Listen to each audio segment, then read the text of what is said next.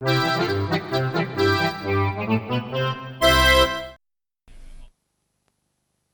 is BBC One in the South. Now at 6 o'clock, the BBC News with Hugh Edwards and Heather McCarthy. Millions marvel worldwide at the last total eclipse of the millennium. It was darkness before noon in our first full eclipse for 70 years. The once-in-a-lifetime event brought much of Britain to a standstill. In America, they've just caught the main suspect after the latest mass shooting. The car industry is under attack again. Now it's the way they advertise their prices.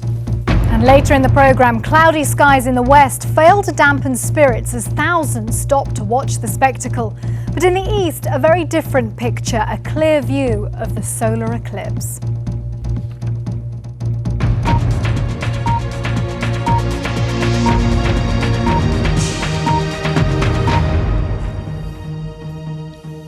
Welcome to the BBC's News at 6 o'clock. For many, it was well worth the wait. 2 billion people around the world have seen the last total eclipse of the sun to take place in this millennium. The British weather was up to its old tricks, but the experience was still memorable, and there's plenty of evidence that most of us were watching. British firms say they lost millions as staff took a break, and the national grid experienced its biggest ever surge as people returned to work. Our first report this evening is from Nicholas Witchell. He's been watching the moon's shadow cross over Devon and Cornwall.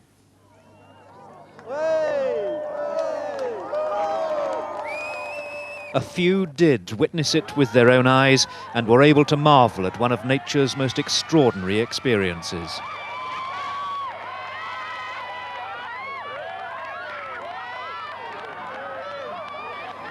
For a few seconds, through the clouds, the total eclipse was just visible. Hours earlier, the telescopes had been set up in hope. But for most people, and that meant virtually everyone in Cornwall, the cloud was impenetrable. For them, the only way of seeing the eclipse was to watch the live pictures from an RAF Hercules, flying at nearly 30,000 feet to get above the clouds and give its cameras a clear view. 11:06. The cameras on the Hercules show the sun as a crescent, most of it covered by the moon. 11:07, the Isles of Scilly. The moon's shadow is racing in from the Atlantic. There is still some light, but it's going fast. Automatic street lights start to come on. Seagulls start to make roosting calls. 11:09, St Michael's Mount off the south Cornish coast is in silhouette. And then, at 11 minutes past 11, on the 11th day of the month, over Falmouth, the airborne cameras show the moment the last rays of light disappear as the moon covers the face of the sun. The eclipse is total. 11:12, St Michael's Mount is now in darkness. It envelops boats out at sea and moves along the Cornish coast. It's 13 minutes past 11 now. The moment of totality has just reached us here in Plymouth. Now, of course, we can't see it, but you can certainly feel it and sense it. The light went very quickly and the temperature has dropped. It's 11:15 now, and totality has reached the Channel Island of Alderney, and here the sky is clearer. It had been 72 years since the last one, and it was over in minutes. The moon moved away and light returned. For some it had been spiritual, for others scientific. For all it had been memorable. For those who actually saw it, unforgettable. Yes, it was brilliant. I've been waiting for it for 2 years, and it was worth the wait. It was worth coming down at dawn this morning to see it. Saw it for a split second, I believe, the diamond ring. Just saw it. It was just unbelievable. Excellent. Just felt like the quickest 2 minutes ever. Yeah, I thought it was fabulous. It was incredible. I've never seen anything like it, and I never will again.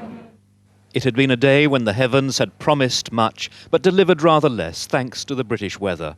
A day when people in Britain had a once-in-a-lifetime encounter with the star which gives this planet life. Nicholas Witchell, BBC News, Plymouth. The best vantage points in the United Kingdom were meant to be Devon and Cornwall, but people everywhere stopped what they were doing to catch a glimpse of one of nature's great wonders. Clarence Mitchell reports. On the streets of Edinburgh, through laminated filters, the view was as good as anyone dared hope this far north. Last chance to see the eclipse. people happily scaled the heights of buildings to get closer to nature's display in the heavens. Here, the eclipse was always going to be partial, but the gloom, well, reflected what millions of others were witnessing further south. Over the Humber, it could have been a crescent moon, but this was the darkness of the sun obscured by the moon at around 11 in the morning. The celestial show easily outshining the splendour of the suspension bridge. And these were the minutes during which the skies darkened over Manchester, accelerated by a time-lapse camera. This was how the majority of people witnessed the eclipse, its effect nonetheless impressive for being gradual. The sun will not disappear like this again for more than 90 years. God, that is superb.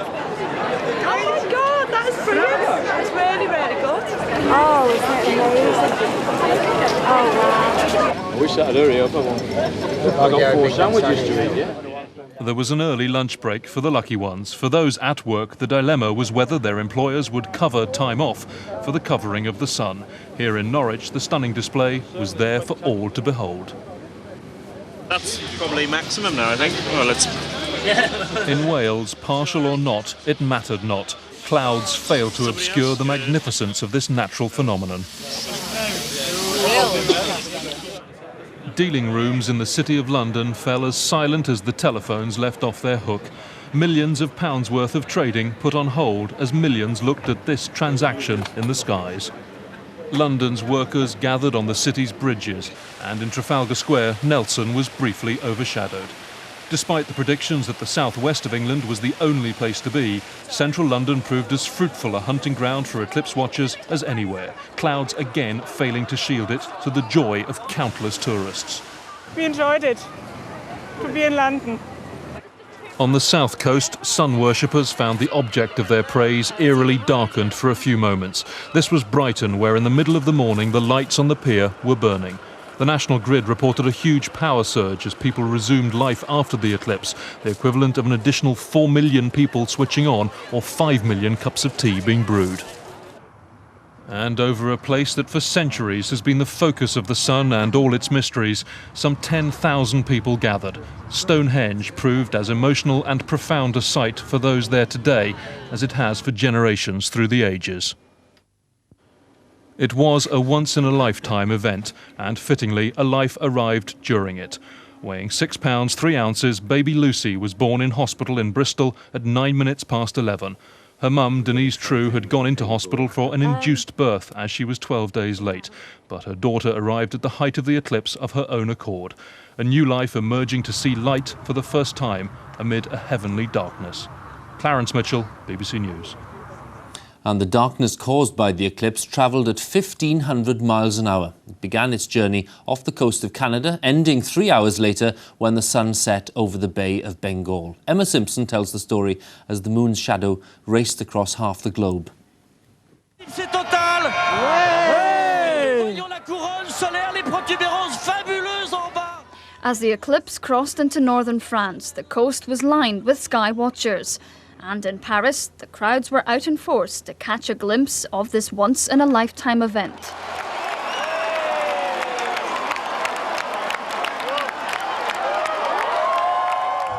Around midday, darkness descended in Stuttgart. This was the best place to see the eclipse in Germany, the flashlights from cameras everywhere, as the natural phenomenon raced across Europe. Out in space, this was the view from the Mir space station. The black swirling mass is the shadow of the moon on the Earth's surface as it blocks out the sun. In Romania, a burning cross took centre stage in the capital Bucharest, a pagan-like celebration. The fire was supposed to cleanse Romanians of evil from the eclipse's shadow. The eclipse lasted longer here than any place else on Earth. Thousands of tourists watched the solar blackout. But there was also a spiritual side to today's eclipse. In Algeria, prayers were performed, a scene repeated across many Muslim countries. Even the Pope didn't miss the spectacle. On his way to his summer residence, Pope John Paul II watched the sky in anticipation with a piece of specially strengthened glass. But it was the people of the Middle East who got the best view of the eclipse today. It finished in India 3 hours after it began, the last solar eclipse of the millennium. Emma Simpson, BBC News. And we'll have some more on the eclipse for you before the end of the programme. Let's have a look now at the day's other news. It's live on the Dorset coast for a complete roundup of all the eclipse news in the south.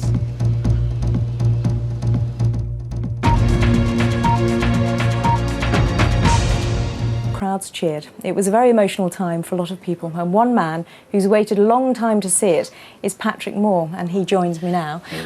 Patrick, the clouds were very oppressive, but it was still a very emotional moment here. But from an astronomer's point of view, was it a bit of an anticlimax? I think for people who had never seen a total eclipse, the answer has got to be yes. It is a magnificent sight. When the corona, the sun's atmosphere, flashes into view, there's nothing like it. And of course, we did miss all that.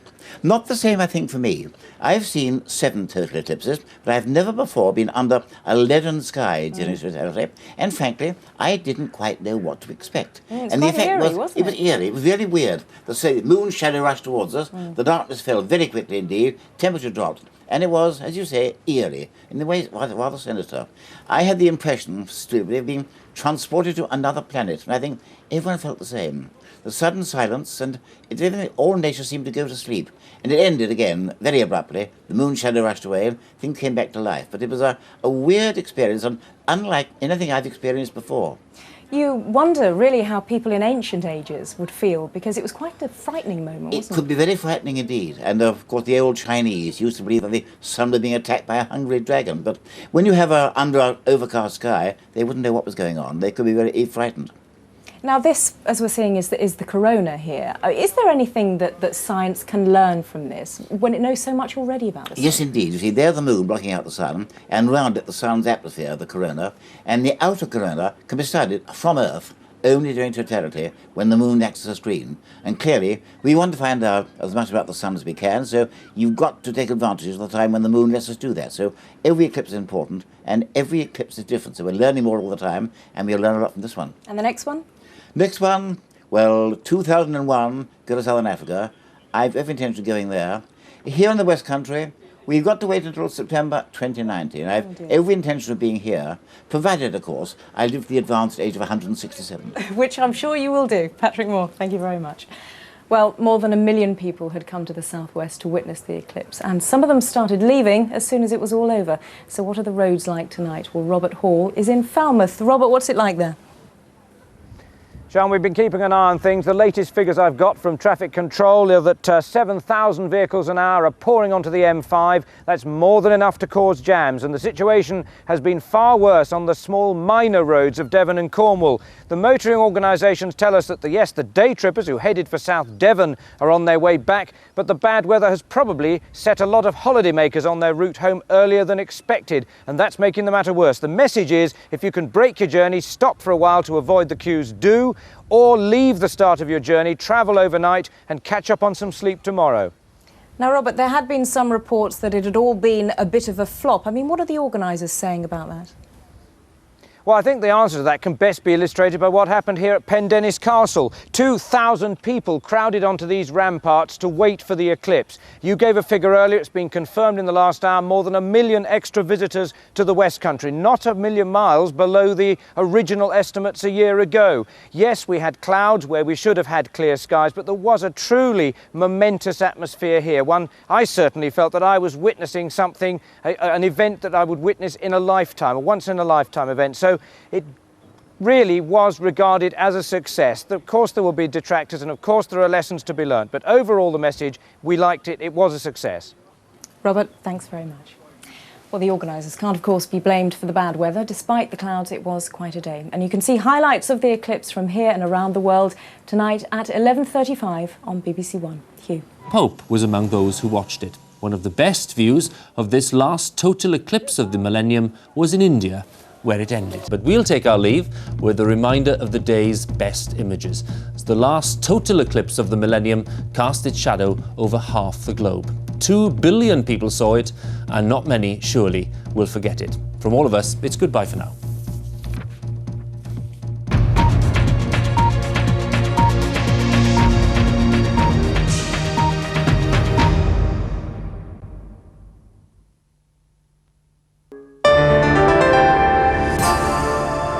on BBC One, South Today, with Heather McCarthy in the studio and Andrew Harvey in Dorset.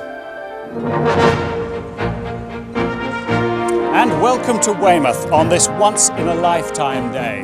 Awe-inspiring, humbling, life-changing, really has been the most remarkable event. This morning, thousands of small boats set sail to watch the eclipse at sea.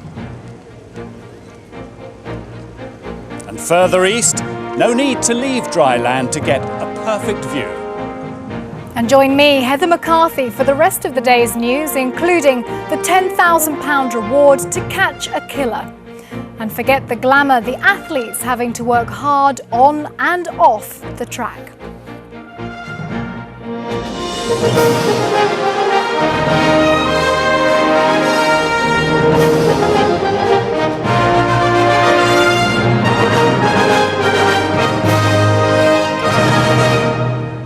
Well, in large areas of the south, the English weather did its best to cast a cloud over proceedings, but nevertheless, thousands and thousands of people, they drove, they sailed, they even flew to get the best vantage points.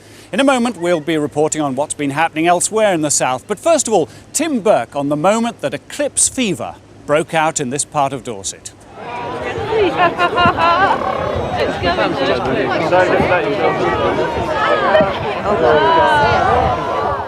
Today we were primeval and prehistoric, worshipping the sun as the ancient Egyptians before us. Even if the star performer didn't turn up, it was ethereal, dark, silent, even the birds held off from song. A bit scary, unusual. It was quite spooky, really. It was amazing. It's just a freak of nature, and for me that was why I was here, just to see something which is a natural wonder. It was a shame it was so cloudy. But we enjoyed it anyway. You can see it, yeah? Weymouth was the launch pad for a trip to the stars. 4,000 boats bobbed 5 miles off the coast. 8,000 people waiting for an elusive glimpse of the eclipse. Some had waited decades for this moment. It was very dramatic, the way the darkness just swept over us, and then suddenly it was light again. It was tremendous. What are you going to do now? I'm going to book myself on an eclipse holiday and go and see an eclipse somewhere where we can guarantee there won't be as much cloud as this. The Coast Guard planned, advised skippers and planned again. Today went without a hitch, just a couple of incidents, and the police were glad not to be so busy. I thought it may have been almost completely dark and for a greater period than what it was. As regards what we were expecting police-wise, we thought we may have had one or two drunks spilling out of the pubs, but that proved not to be the case. So an easy day for you? A very easy day, yes. But today was like no other. It was just one last moment on the eve of the 21st century to stand still, and when the sun shone darkly. 10,000 people flocked from all over the world to Stonehenge. The biggest crowd here for many years glimpsed the eclipse through the clouds. Where else to see a total eclipse of the sun except next to Stonehenge? Well, we should have had a bit more of the sun. Eclipse and the Stonehenge is very nice. I thought it's very nice. Mr. Luna, yes, that is his real name, travelled from Rome to be here. My name is Luna, which is moon, and I'm always very attracted by moon, stars. A handful of people tried to spoil the fun. One threw a boomerang at the crowd. Through somebody's camera. So it appeared. It wasn't a total eclipse, but for a good view, East Sussex was a place to be, on the beach at Brighton or up at Devil's Dyke. At Newhaven and Portsmouth, ferries to France were full. Booked up back in March, I believe, and I think I got the second to last ticket on this trip. In Reading, passengers boarded the last train to Cornwall well before breakfast. In Winchester, the Eclipse pub was quiet. No one wanted to be indoors. At Yarmouth on the Isle of Wight, one yachtsman left food cooking on the gas stove while he watched the event. The stove then exploded. We all turned around just to see debris flying above the boat in the background, way above the mast height, probably about 30 foot. The yacht sank. Not everyone had quite such a memorable experience. We forgot to buy our specs, so there's no looking at the sun for us. Never mind, there'll be another one in 2090. Paul Clifton reporting. Now, I've just got some hot eclipse news for you. News of a baby born at 11 minutes past 11 on the very moment of the eclipse. His name's Oliver Knoll. He was born in the Royal Berkshire Hospital in Reading, so congratulations to him. Now, what was it like for the watchers? Well, we've got a family here, the Linsdale family from Northampton, who are down here on holiday, who were watching the eclipse. First of all, Nan, Lillian Bird, what did you think? Oh, it was marvellous, really marvellous. You didn't see nothing, only cloud at first, and all of a sudden you see this little light, and you say, oh, there it is, and you suddenly pick your glass up, look through, and it was beautiful, proper nice and clear, ever so lovely, and it just takes your breath away to see. And you were looking through special glasses? Definitely through, oh yes, we were warned to have the special glass. Now, yeah. just very briefly, you remember the one before, don't you? Well, I remember the darkness. I can't remember ever going out to look up. And that was 1927? Yes, but it was very, very dark. I was expecting it to be a bit darker today because I can remember it being a little bit darker than that, I'm sure. Maxine, what about you? What struck you? I think it was quite amazing how the sheep were gathering together. And the sheep? That's right, yeah. Getting ready for night time. Everybody said the birds went quiet. Did they go quiet with you? They did. I saw them afterwards, and they started again. But Now, what about you, Dale?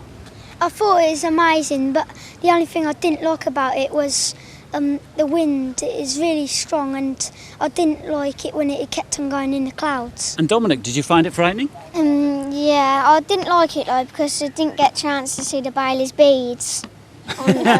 Bailey's beads, the sort of twinkling around the edge. Anthony, will you always remember this day? Oh yes, definitely, yeah. It was very cold when it went dark, and it was it grew lighter quicker than it got darker. But an experience you won't forget. Yeah. A memorable experience for the Linsdale family. Also a memorable day for scientists too. And in one case, scientists who study not the sky, but the sea. A team from Southampton's Oceanography Centre used today's eclipse to find out more about global warming. In fact, at this very moment, they're out in the middle of the channel studying, of all things, plankton. Our environment correspondent Roger Finn reports. The expedition set off 2 weeks ago, carrying a full complement of 14 marine scientists. Their focus is plankton, the microscopic life forms at the bottom of the ocean's food chain. At night, it rises to the surface, taking in carbon dioxide to form its body tissues. Plankton soaks up vast quantities of carbon dioxide, the gas that's primarily responsible for global warming. They've learnt a lot about how that happens here in the lab. But to really understand the forces that control plankton and how they're changing, you have to go to sea. The scientists know that plankton can change its ability to use light. The question is, how rapidly? I guess the eclipse, effectively you're switching the light off for 2 minutes and then you switch it back on again. And that's all happening in the real environment with the real physical turbulence moving the phytoplankton through the water. So as long as we keep measuring them before the eclipse, during the eclipse and after the eclipse, we should get a better idea about the speed at which the phytoplankton can alter this photosynthesis mechanism. The hope is to build up a better understanding of how much of the planet's carbon dioxide is absorbed by marine life, and how that may be changing as the seas warm up. The team followed the eclipse from a spot 15 miles from Plymouth. It would have been nice if there wasn't any cloud around, because it would have given a better signal. We would have had a much greater contrast between the light and the dark. But the plankton certainly responded to it, so that's what mattered. Certainly saw a change in what the plankton were doing in the water, and there's a lot of debate going on now about what the change actually meant. So that's good. We found something out. We don't know the answer to it yet, which is, I guess, what research is all about. Roger Finn for BBC South Today. And join me for more on the eclipse. Unfortunately, I don't think it'll be one that I will see in the flesh at this rate. But as the moon's disk slid across the face of the sun, breaks in the cloud gave the astronomers the view they'd come to see, or at least a glimpse of the eclipse entering the phase of totality.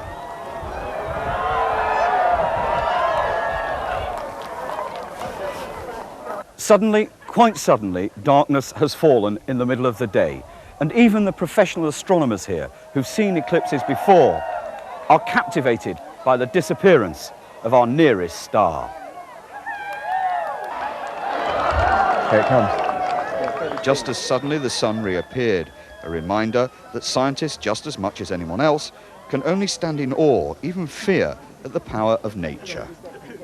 We all look at it and we're all laughing and whooping, but inside there's this kind of feeling at the pit of your stomach thinking, what's happening? Is the sun going to come back? And it kind of unites us in a very weird kind of way.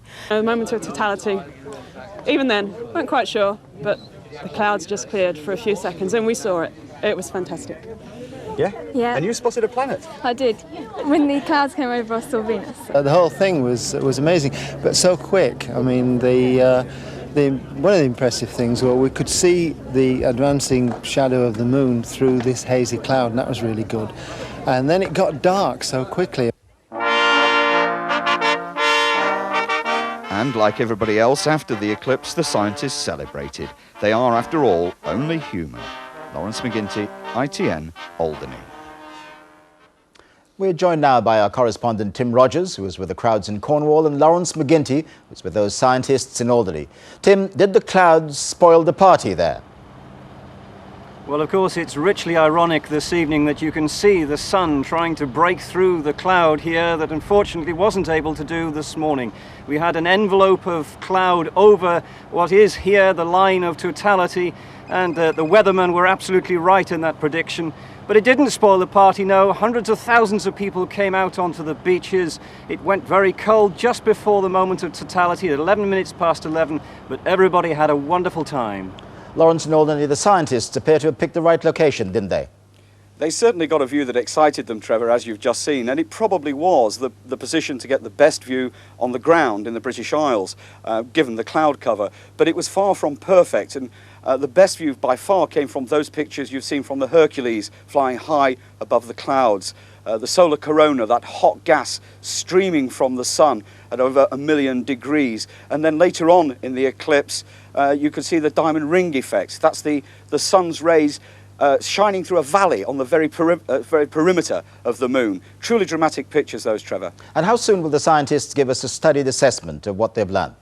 Well, I think they'll have to go away and marry several things together. They have the observations they've made on the ground, the pictures that we've seen from planes, and also nowadays there are at least 3 satellites that are looking at the sun and taking images every hour, every day, and they'll have to marry those together, so I think it'll take them some time yet. And Tim Rogers back in Cornwall, how are the authorities coping now with the exodus from the West Country? Well, of course, over the weekend we thought it would be disappointing that we weren't going to see the numbers of people that had been predicted that would come down here. But it seems that almost 1 million people have come down. Tonight, it would seem, many of them are trying to get home. There's talk of traffic jams between Plymouth and Exeter. 6,000 cars are trying to leave Devon every hour. There is an awful lot of congestion on the roads, and really the advice to those people who are still here is to stay here and stagger your journey. Tim Rogers and Lawrence McGinty, thank you. Our correspondents' views on those remarkable scenes during today's eclipse.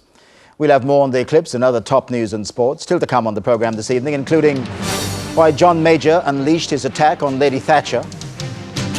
Chelsea and Rangers prepare their bids for European glory. And what was the eclipse like from inside Concorde?